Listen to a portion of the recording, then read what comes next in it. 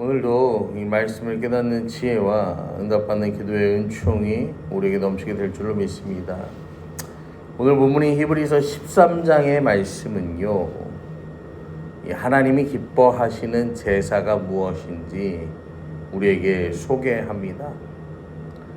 여러분, 하나님이 기뻐하시는 제사, 하나님을 기쁨으로 섬기는 사람, 이 사람을 제가 히브리서를 시작하면서 유튜브 썸네일에 그렇게 했어요. 하나님과 함께 걷는 성도예요. 어디로 가든지 무엇을 하든지 하나님의 기쁨이 되는 사람.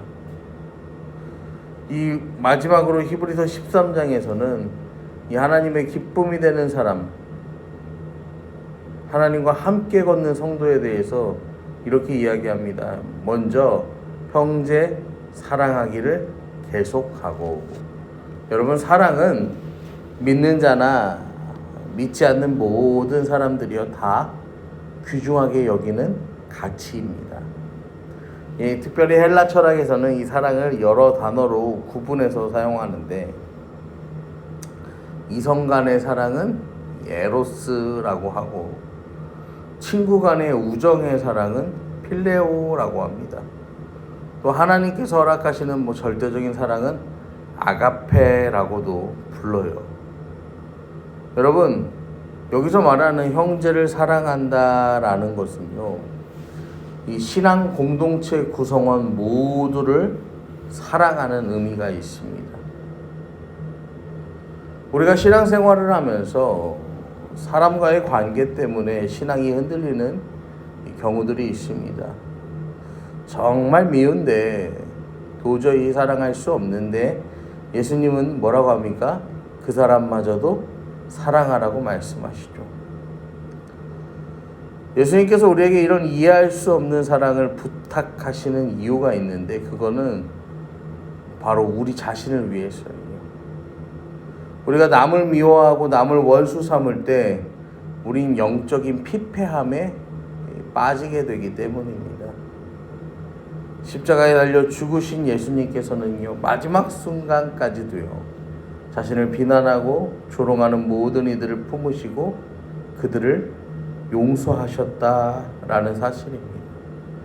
그리고 예수님은 그 사랑의 능력으로 십자가에서 죽으시고 부활하셨습니다. 사랑으로 세상의 권세를 깨뜨리고 부활하셨습니다. 승리하셨습니다. 여러분, 우리가 믿는 예수님 사랑으로요, 우리도 이웃을 사랑하고 세상을 사랑하는 성숙한 그리스도인이 되기를 소망합니다. 두 번째로, 하나님과 함께 걷는 성도는 13장 2절에 보시면 손님 대접하기를 잊지 말라. 이로써 부지 중에 천사들을 대접한 이들이 있었느니라. 여기서 말하는 손님은요, 주인이 초대한 손님을 말하는 게 아니라 이 나그네를 지칭하는 표현이에요. 이 고대 근동의 문화에서 손님을 대접한다라는 건 당연한 일이었죠. 며칠 묵고 가는 것도 당연한 문화였지만, 이 때로는 어떤 사람들은요, 답례를 바라는 마음에 또 마지못해서 대접하는 경우도 있었다고 합니다. 여러분, 우리도요, 우리의 삶 속에서 나누고 베푸는 일을요, 거칠애로 하는 것이 아니라 진정한 마음으로 해야 함을 여러분 기억하세요. 우리가 무엇을 바라고 하는 일이 아니죠. 우리 주님께서 우리에게 거저 주셨기 때문에 우리도 거저 주는 거예요. 우리가 십자가에 달려 죽으신 예수 그리스도, 그 십자가 사랑에 빚진 인생들이기 때문입니다. 이 초대교회 성도들은요, 스스로 부유하지 않아도 베풀고 나누는 것에 힘을 다하는 성도들이었습니다. 이 사도 바울도 로마서의 말씀에 손 대접하기를 힘쓰라고 했고요, 초대교회 장로들에게 요구되는 미덕 또한 나그네를 대접하는 일이었습니다. 오늘 2절의 말씀은 이 구약시대의 아브라함과 조카 롯이 그 나그네의 모습으로 찾아온 천사들을 이 부지간에 대접하는 그 모습을 떠올리게 합니다. 그들이 삶 속에서요, 평상시에 나그네를 귀하게 여기며 극진히 대접했기에 이 부지 중에 만난 이 천사들도요, 뭐 할 수 있었던 거예요? 극진하게 대접할 수 있었던 거예요. 하나님을 기쁘시게 하는, 하나님과 함께 걷는 성도는 일상 중에서도요, 나누고 섬기는 일에 힘쓰며 그 삶을 통해서 하나님을 기쁘시게 하는 삶을 살아야 합니다. 하나님을 기쁘시게 하는, 하나님과 함께 걷는 성도의 세 번째 덕목은 3절을 보시면 너희도 함께 갇힌 것까지 갇힌 자를 생각하고 너희도 몸을 가졌은즉 학대받는 자를 생각하라. 나보다 남을 먼저 생각하라는 거예요. 이타적인 사람이 되라는 거죠. 여러분, 본래 사람은 자기중심적이에요. 나보다 남을 먼저 생각하지 않아요. 남보다 누가 먼저예요? 내가 먼저예요. 사도 바울도요, 머리는 하나지만 지체가 많다라고요, 이 사람의 이기주의를요 한탄합니다. 여러분, 이 교회라는 공동체는 함께 웃고 함께 우는 공동체예요. 우리는 그 사실을요 늘 기억해야 합니다. 이 하나님을 기쁘시게 하며 하나님과 함께 걷는 성도는요, 네 번째로는 결혼을 귀하게 여겨야 돼요. 이 당시에 비단 이 당시의 문제만 되는 것이 아닌데, 이 고대 로마에서 결혼은요 사랑의 결실이 아니었어요. 사회적인 의무였죠. 그래서 나이가 찼는데도 이 장가가지 않으면 사회적으로 굉장히 많은 지탄을 받고 굉장히 많은 이 세금을 내야 했어요. 그 사람들이 그냥 의무적으로 결혼을 하는 거예요. 부부 사이에 친밀함도 없고 애정도 없어요. 그리고 이혼도 뭐 어디 가서 어느 적법한 절차를 거쳐서 하는 게 아니라 우리 이혼한다 그러면은 그냥 이혼하는 시대였어요.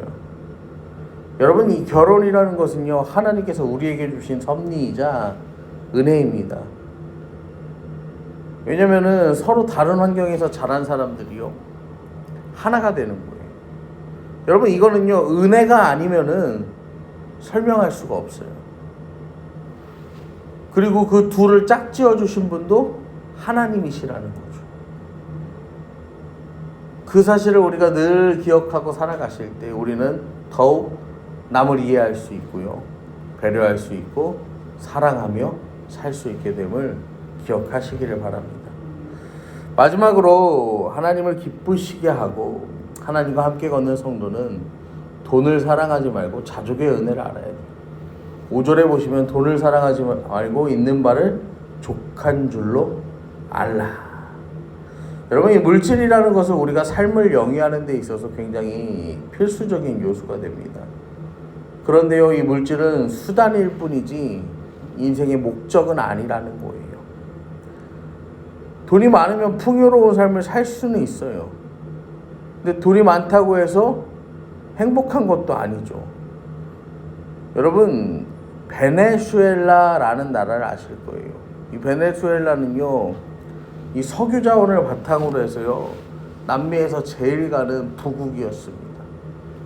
그런데요, 여러분, 이제는요, 1만 %가 넘는 인플레이션으로 인해서요, 세계 최대의 빈국이 되었어요. 옛날 이 베네수엘라의 이 석유 장관이었던 알폰소라는 사람이요, 이 석유를 뭐라고 불렀냐면은 악마의 배설물이라고 불렀어요. 여러분, 이 탐심이라는 건요 모든 악의 근원이 되는 거예요. 우리가 여름에 휴가 갈 때요, 이걸 휴가를 뭐라고 합니까? 옛날에 바캉스라고 불렀어요. 여러분, 이게 뭐냐면은 이게 프랑스에서 온 말인데, 프랑스 사람들은 이 여름이 되면 바캉스를 떠납니다. 뭐 직장인들은 한 2-3주 정도 굉장히 길게 휴가를 가요. 학생들은 한 막 2달, 1달 이렇게 휴가를 가기도 합니다. 그런데요, 이때 이 바캉스를 우리나라 사람들처럼 이번 여름에는 저기를 꼭 가야 돼. 그래갖고 어떻게 해요? 우리나라는 거기가 난리가 나는 거야. 또 뭐합니까? 저기를 또 가야 돼. 그럼 어떻게 해요? 난리가 나. 요새 대전에 성심당 건너편에 무슨 약과집이 하나 생겼어요. 그 약과를 먹으려고 사람들이 줄을 서.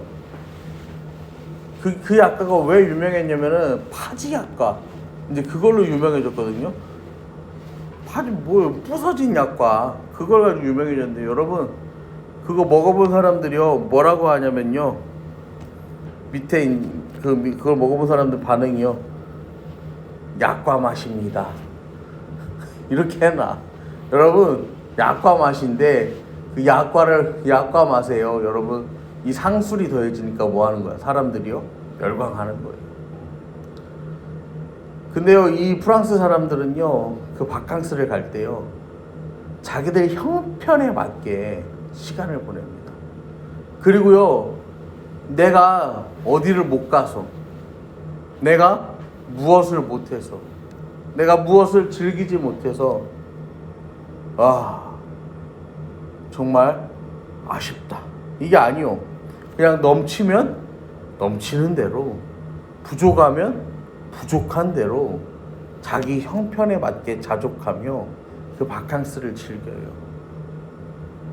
제가 유럽에 갔을 때 제일 궁금했던 것 중에 하나가 뭐냐면 유럽 사람들은 이 차를 그냥 이동수단으로만 생각을 해서 뭐 주차하다가 이게 공간이 없으면 막 앞뒤로 막 쿵쿵 해갖고 이 차끼리 부딪혀도 뭐라고 안 하고 이제 막 그런다? 그런 얘기를 들었어요. 그래서 이제 가서 이제 물어봤죠. 정말로 여기 나라 사람들은 이 지역 사람들은 그러냐? 그러니까 뭐라고 하냐면 그 가이드가 차 주차한다고 이렇게 자리가 없다고 이렇게 쿵쿵 밀고 그러면요 당장 보험사 부른다고. 이 사람들도 우리랑 똑같아요. 또 이렇게 얘기해요. 그런데 또 가볍게 일어나는 어떤 그런 사고들 있잖아요. 접촉사 이런 거는 그런 건 또 신경 쓰지 않는데 그냥 사람마다 좀 다르고 상황마다 다르긴 한데 우리나라보다는 훨씬 더 개의치 않아 하고 관대한 부분이 있기는 하다라고 이야기를 하더라고요. 여러분 우리는 오늘 말씀을 통해서 형제를 사랑하고 손님을 대접하고 이타적인 관점을 가지고 살아가고 결혼을 귀히 여기고 물질 만능주의에 빠져서 살지 않는 것, 이것이 하나님이 기뻐하시는 제사라고 우리가 말씀을 들었습니다. 여러분 우리가 이것을요 결단하면요 다만 며칠은 실행할 수 있을지 모릅니다. 우리의 결심만으로는. 하지만 이건 계속해서 지속할 수는 없어요. 왜냐하면 우리는 연약한 인간이기 때문입니다. 그렇기에 우리는 주님과 함께 걷는 성도가 되기 위해서요 주님의 도우심을 구해야 하는 것입니다. 여호와는 나의 목자시니 내게 부족함이 없으리로다. 여러분 이 고백이 우리 믿음의 고백이 되기를 소망합니다. 하나님을 인정하고 하나님을 의지하고 하나님께 모든 것을 내어 맡기는 삶을 살 때 여러분 우리는 하나님이 기뻐하시는 하나님의 기쁨이 되는 삶, 하나님과 함께 걷는 성도의 삶을 살게 될 줄로 믿으시기를 바랍니다. 오늘도 우리에게 주어진 이 말씀을 붙잡고 우리 함께 주님의 이름을 한번 부르고 기도하며 나아가겠습니다.